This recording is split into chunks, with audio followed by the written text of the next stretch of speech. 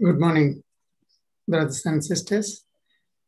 And it is a privilege for us, one more day of God's faithfulness. And we rejoice with all of you. And this morning, let us look at I would like to share my screen.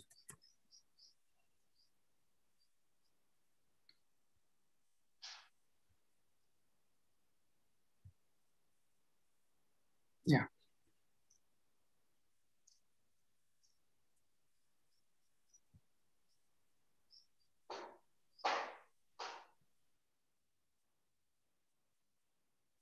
So today we will look at Christ, the wisdom of God. Quickly, we will look at what we have seen last time, right? Last message we've seen from the Proverbs. And Proverbs is talking about the wisdom is to be chosen above all. Proverbs 3rd chapter, 13 to 18, that is described in many other places. That wisdom is the thing that we should desire more than anything else. In our lives also, we all wish that had I known these things before, had I known how to deal with these things at office, at family, in the family, with the children, we would have been more peaceful, more happy, more happier than how we dealt with, right? So today we will look at the wisdom is not just a concept, but wisdom is a person. At 1 Corinthians, let us turn to 1 Corinthians. Most of the part we will be looking at 1 Corinthians, chapter 1, verses 24, that it is said, but to those who are called, both Jews and Greeks, Christ the power of God and the wisdom of God. So Christ is the wisdom of God. So here is a person by whom we all live with that wisdom of God. Verses 18, in the context of this chapter, Paul describing, verses 18 is talking about 18 and for the message of the cross is foolishness to those who are perishing, but to us who are being saved, it is the power of God. So for many people, message of the cross or the Christ is foolishness, ease that is used there. I think even today, that is the same situation. And many people reject. It is foolishness, but to us, it is the wisdom of God. And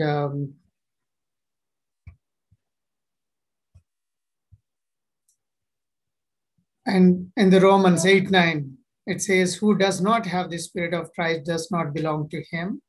Or 2 John 1:9 says, or 9th verse says, who does not have teachings of Christ does not have God.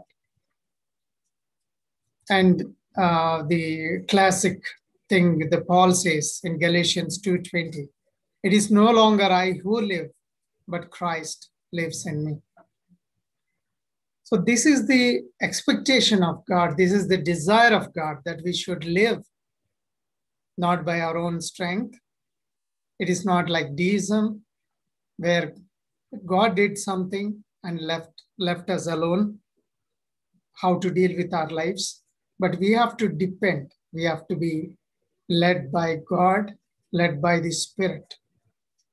If we do not have the Spirit of Christ, we do not belong to him.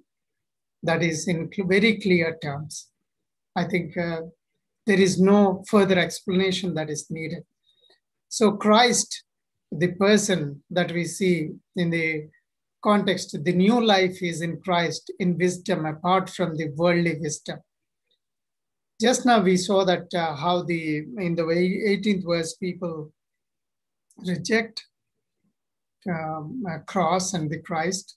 And in the 19th verse, it says, 119, For it is written, I will destroy the wisdom of the wise and bring to nothing the understanding of prudent. So God is against to every wisdom or every so-called wisdom in the world to really establish his wisdom through Christ in the world, or regaining what has been lost because of sin, because of the disobedience. So that is the desire of God. We all should be living with wisdom, with such a precious thing that we are separate from many or not. Verses 26, it says, for you see your calling, brethren, that not many were many wise according to the flesh, not many mighty, not many noble are called. But God has chosen the foolish things of the world to put to shame the wise. And God has chosen the weak things of the world to put to shame the things which are mighty. God's ways are very different. His choice is very different. He has chosen what is not wise, what is not powerful, in order to put to shame what is so-called the worldly wisdom or the power that God is trying to put to shame them, or even to destroy their designs or the plans that they have. So it is not just for salvation. For Christ is given to us. It is actually life that we find in Christ. He is the wisdom of God. With the wisdom of God we live. But we all start with worldly wisdom at best, if at all we have wisdom at all. That is the worldly wisdom that we can think of. But we have hope that we continue in that journey in Christ to attain it, attain the spiritual wisdom, the wisdom from above, as James puts it. We'll look into that as well today. And who was Christ that was in the beginning? What is recorded in the Gospels is the word Christ is from Greek Christos, Hebrew Messiah,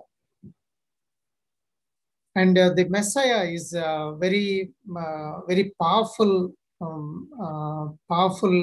message that Jews have. That Jews of that time, they thought that Messiah would come and restore their kingdom, restore their establish Israel in all its glory. But they couldn't see that in Jesus Christ. That's why they rejected him. They thought he would come and he would restore. So he's not doing of what they are expecting. So they rejected. But Christ's mission was to seek and to save which was lost. He was more concerned about the fulfilling God's purposes than man's expectation. So he was more obedient. He was living with wisdom from above, with a purpose. He was consumed, or he was doing the will of God. And in Colossians 1:15-19, it says that Christ is the visible image of the invisible God. So Christ is the image of God that is given to us. Firstborn of all creation, all things created by him and for him. In him, fullness of God pleased to dwell. That is the Christ. And Christ is given to us. So it is actually in all these verses, we see that Christ is given to us that we may live such a godly life, or wisdom, a life with wisdom, not with foolishness, not with our own wisdom or understanding, with our own thinking. మన సొంత జ్ఞానం చేత జీవించటం కాదు, కానీ దేవుని యొక్క జ్ఞానం ద్వారా మనం జీవించాలని మరి దేవుని యొక్క ఉద్దేశమై ఉంది. Now, but verse 18 also in the Colossians 1:18 says he was with full of wisdom. He was body. So he was the head of the church. That was written. Shall we turn once? Right. 1:18. If anybody turns, can help me read.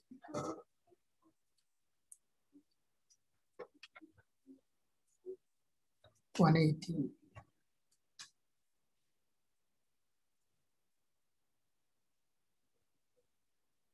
And he is the head of the body, the church, who is the beginning, the firstborn from the dead, that in all things he may have preeminence. So he is the head, and we are the body. Church is the body of Christ. So when head is with wisdom, we all, as a body of Christ, are to be with wisdom as well. So what was the history of Christians who are the followers of Christ? Christians influenced the society in great extent, living by wisdom. For example, value system in the society, especially we see this one in the Western world, where that was predominantly for the Christian society, Europe, US, and all these places. And people would like to go there and live. They find their homes there because it is very comfortable, very the human value, human life standard is higher, because all that was derived from the Bible, with the wisdom that is there in the Bible and in Christ. Value system in this society: education, freedom, equality, human rights, etc. influenced the rest of the world through the gospel, because what they believed, that is the same thing they want to pass on to other parts of the world. That's why we got education in our country through many of the missionary schools, many of the mission work that is going on even today. Many of the big schools that are there in the cities are of Catholic, or of some of the CSI and CNI and all that. We see all that. And the people lived for the truth. They were courageous. They defied the world order. Even they defied the governments. They had courage. They had sacrificed their lives. That is the description of a Christian. People like D.L. Moody, George Mueller, William Wilberforce, Martin Luther Jr., and many other people we can, William Carey, and many other people we can mention, how they lived, how they influenced their life through their lives, in and through their lives. One interesting statistics tells that during period 1901 to 2000, 100 years, that 65.4% of the Nobel Prizes are won by Christians. So that is the great contribution to the society, to the world. They contributed in many ways, contributions to medicine, fine arts, architecture, literature, music, philanthropy, ethics, theater, and business. Many other ways they have influenced all over. So we all live in that lineage. We have such a background and history that we carry. What a privilege to be a Christian. That very word, the Christian, the name that is given to all of us, that carries all this value that has been contributed so far. That brings a great responsibility to continue the good work that we've been mentioned here. So that is our responsibility as as children of God, as Christian in this society, in this world. And Christ has been tremendous to us in our lives, as we have heard already in the worship message, how God has taken care of everything. We need not be concentrating on how we live or what do we eat, what do we wear, and all that. That is not a concern. A concern is how to live our lives, how to lead our lives in wisdom, in light that God has given. Our concern is always to how to please our Lord, who called us to a very different life. How is our walk with God? Matthew 4:16 says, great light has dawned to the people who sat in darkness. So he has come to give us light. How much more to us as believers? We all received that light in our lives. But did we stop there? And 1 Corinthians 24 and 30 also says that but of him you are in Christ Jesus, who became for us wisdom from God and righteousness, sanctification and redemption. So Christ is the wisdom from God. So he is personified as wisdom. And we received him. So, and Colossians 1:9 says that God's will in all spiritual wisdom and understanding. Shall we turn once to Colossians again? 1:9 says, for this reason we also, since the day we heard it, do not cease to pray for you and to ask that you may be filled with the knowledge of his will in all wisdom and spiritual understanding. In other words, we may say that we all may be filled by Christ so as to walk in a manner worthy of God. So when we have that wisdom is given so as to walk in a manner worthy of God, fully pleasing to him, bearing fruit in every good work. Dear brothers and sisters, one good news is that when we live our lives pleasing to God, the fruit is automatic. Fruit is the result of it. We need not work for fruit.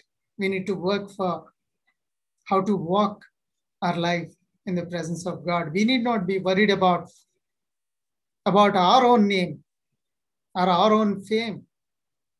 When we please God, God will exalt us in various ways.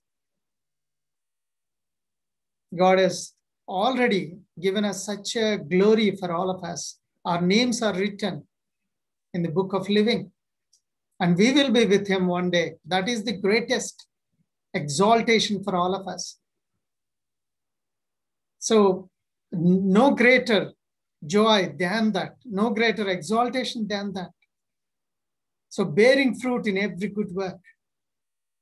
Though good works does not earn salvation, but it is always mentioned. That is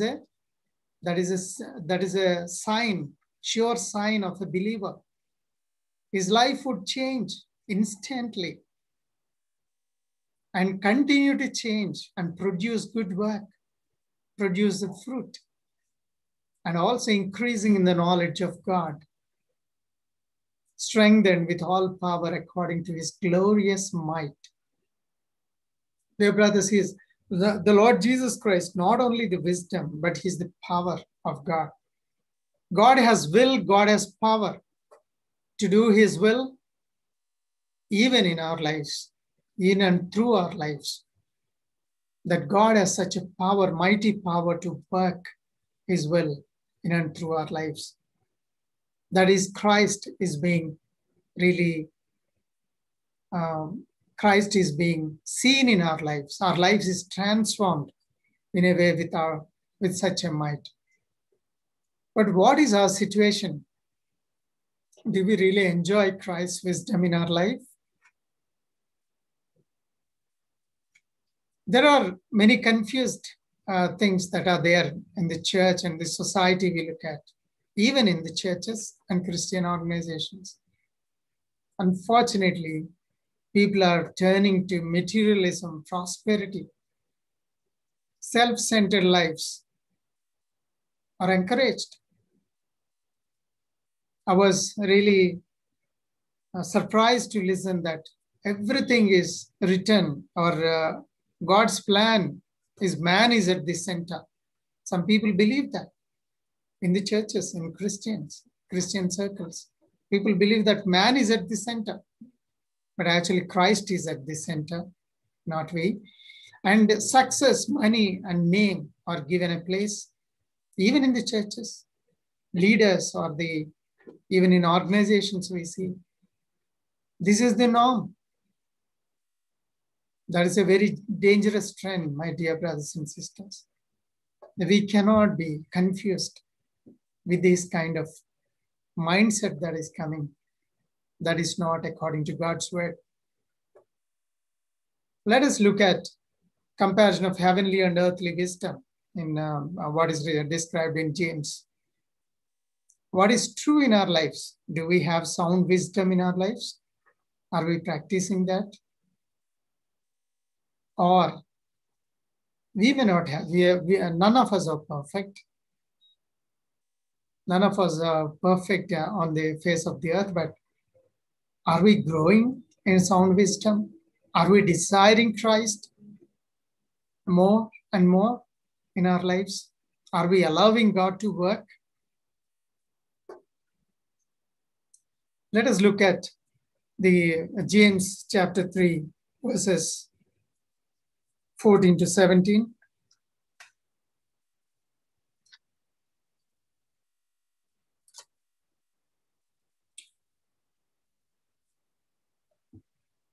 First 14, 15, 16, it's talking about the earthly wisdom. But if you have bitter envy and self-seeking in your hearts, do not boast and lie against the truth. This wisdom does not descend from above, but is earthly, sensual, demonic. For where envy and self-seeking exist, confusion and every evil thing are there. So this is the earthly wisdom: bitter jealousy, selfish ambition. And this wisdom is unspiritual, demonic. And there is disorder and vile practices. Is it seen in our life even today? Are we jealous? Are we self-centered?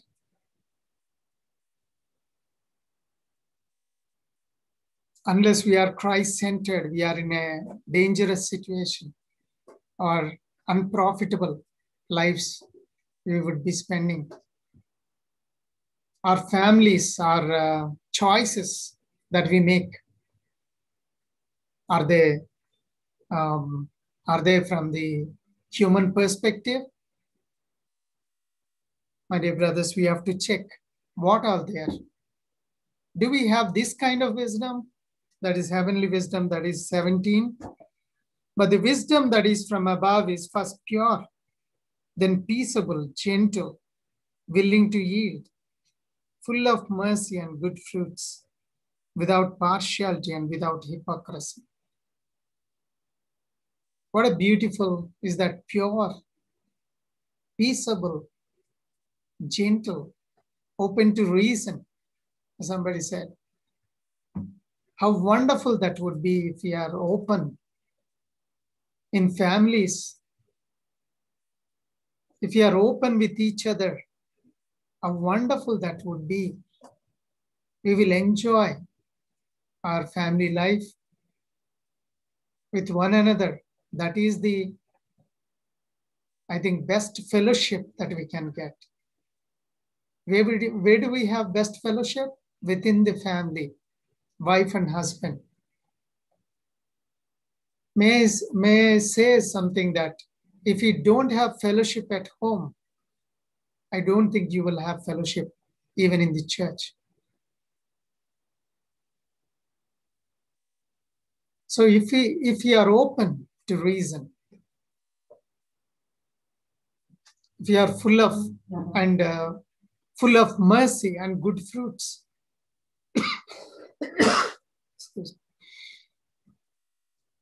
impartial and sincere, and in other sincere, and in other terms, it is without hypocrisy. What a blessedness if we all have that transparent life, which is not hypocritical. We'll be so blessed. We need not live in tension. We need not live in trying of covering up things. We can live very freely, happily, right? So this is the wisdom that has come to all of us. We may not be there yet, but definitely there is a promise that we all enjoy, that because Christ has given, we have already experienced the salvation experience. If somebody is not part of it, they don't understand this. But if you are a child of God and you have already experienced Christ in your life, and all these things will be one day, they'll be true. That is my hope. That is all of our hope. I'm not so peaceable as a person. I'm not so pure. I'm not so open to reason at times, because we all have that ego. We all have that fear. And impartial, that is very difficult. And sincere or without hypocrisy, that is also very difficult. But we have such a great hope that one day we all are going to attain this state of heavenly wisdom. What a blessedness we have. More than anything else, more than money, more than positions or career or the levels that we try to climb up. These are the ones which are to be desired the most.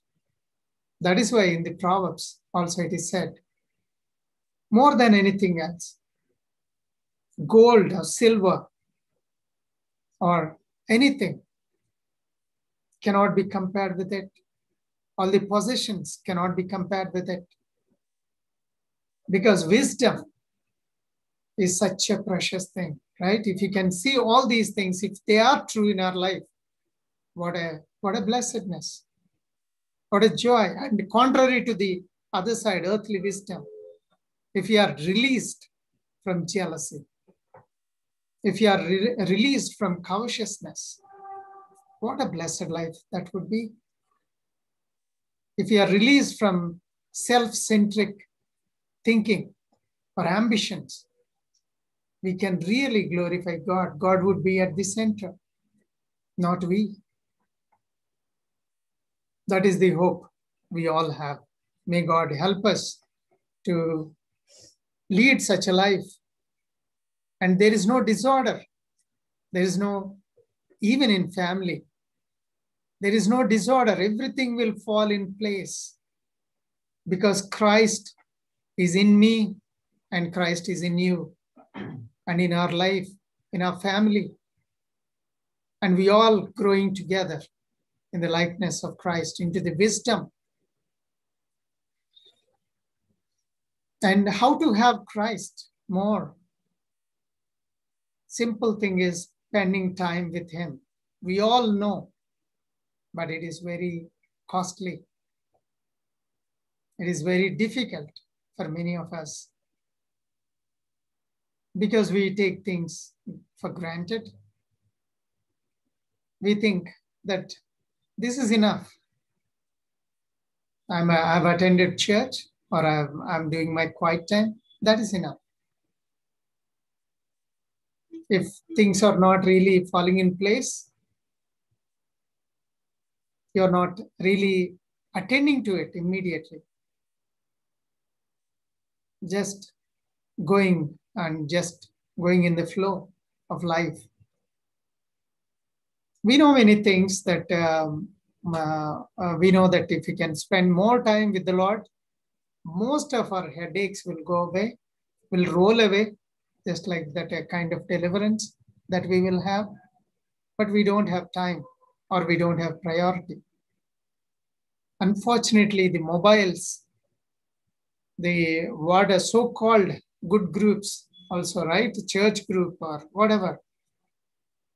That's a kind of very close thing. I mean, we want to look at for prayer points to pray for somebody, but there are so many other distractions, so many other unnecessary things that come and taking our time away.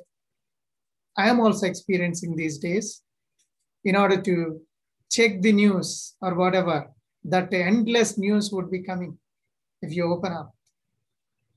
So it's very subtle way we are losing. We are losing, all of us losing time, spending time with him, soak in Christ like sponge. When that's soaked in, that will actually absorbs so much of liquid water,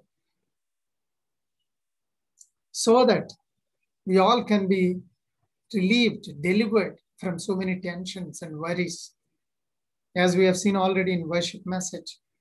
If we can understand the promises of God, if we can understand what he is for us, the Christ is given to us.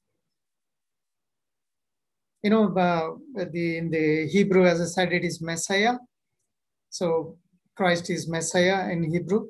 And the Chosen, that series, in the one of the episodes, it is mentioned that how the Andrew comes to the Peter and says, I find Messiah, and he has come. Then if you had seen that, you know that Peter was completely into the debts. He had to be delivered from the financial problem. Would he pay my debts? Yeah, of course. The Andrew says, what do you mean? So when Messiah comes, everything is taken care. Everything? Yes, everything. Right. So even in our lives, if we can believe that Christ is for us, everything is taken care. Everything? Yes, everything.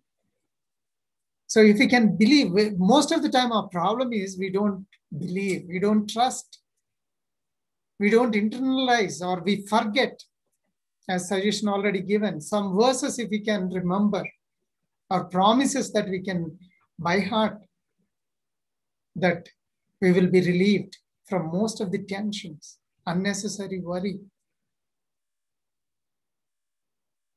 Our greatest need is experiencing the presence of God, which alloys the fears within, assurance of his presence all the time, deliverance, guidance, transformation, and ultimately bearing fruit. What a blessed life that is. If we can live for the Lord the way he wants us to be, doing his will, experiencing his presence and his power. What else do we need, brothers? What else do we need, sisters? All that we desire is living for the Lord. We have such zeal. But if we don't have wisdom, then there's going to be mismatch. We have to live with wisdom, not just zeal won't be sufficient. That's what I would like to project. The probably we are coming to an end. So this is the example that I've taken from 2 Samuel chapter 6. This is a very well-known passage. We all know about Uzzah, how he stretched out his hand to stabilize or to secure that ark may not fall down. But what happened, we all know. So that is such a wrath of God came out. So I just wonder, the Uzzah, their family, I think verse 6, it says, and when they came to, so he is the son of Abinadab, right? The ark was there with them for so long, maybe, I think maybe 40 years. I don't know, all through the rule of Saul. That was not mentioned, the ark where it was. It was with these people, maybe so many years, but he could not understand. He don't have any knowledge of the Most High, how he deals with people. He had zeal, of course. He had zeal not to fall down. 6th verse it says, and when they came to Nachon's threshing floor, Uzzah put out his hand to the ark of God and took hold of it, for the oxen stumbled. Then the anger of the Lord was aroused against Uzzah, and God struck him there for his error, and he died there by the ark of God. So one side we know that Uzzah was killed. The result was death.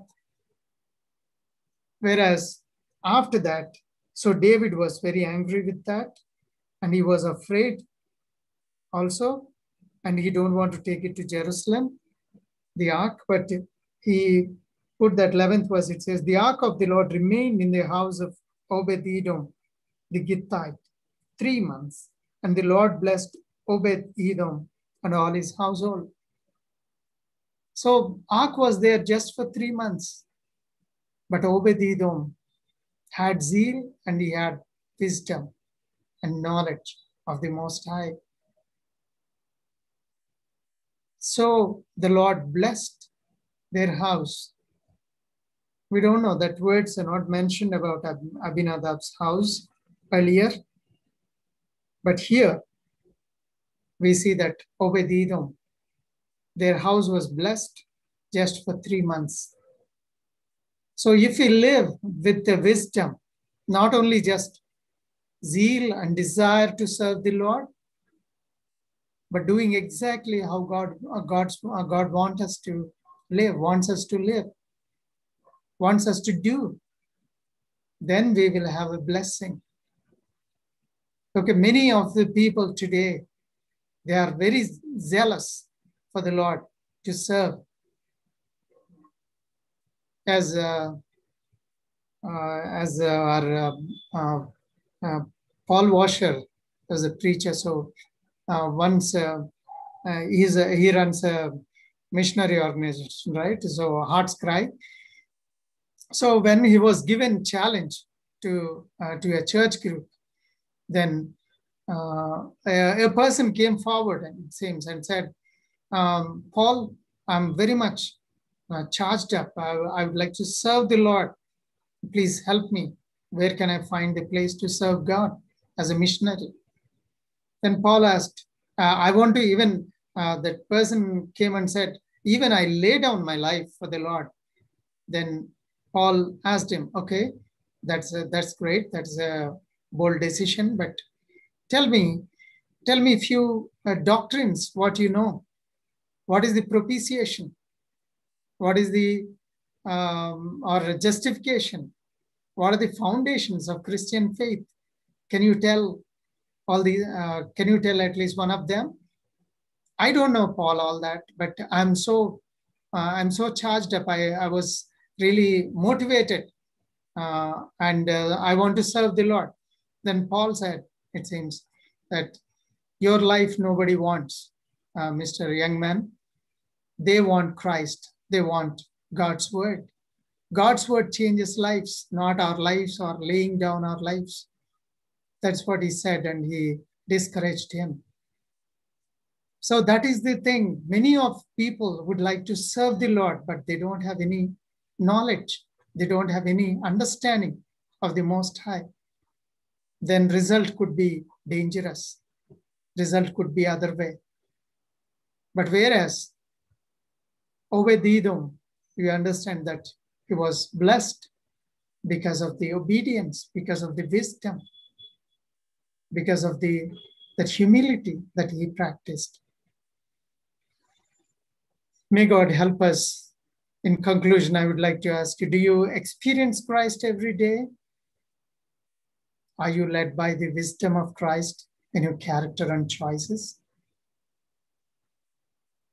If you are not doing, maybe this is the right time that once again I have to decide that I should be led by the wisdom of God, the Christ. Shall we all bow our heads, quieten our hearts, as the word has come to us, as light has come to us, as we see our lives in the light of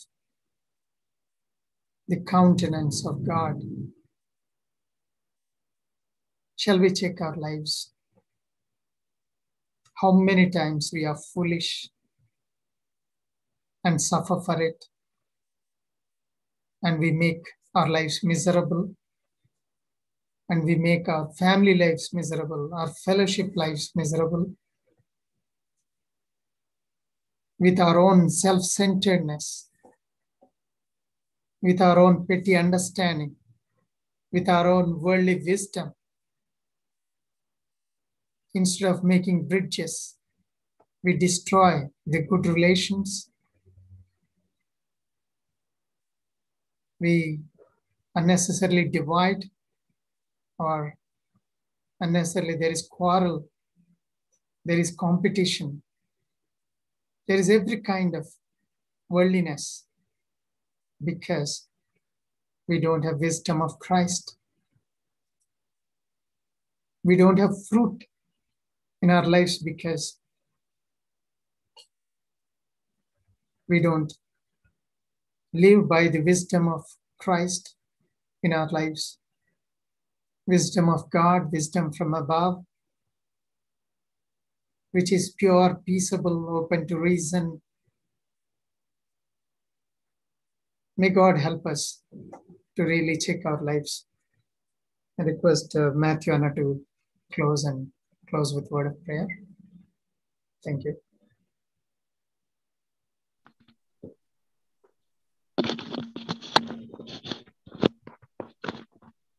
Thank you for the word.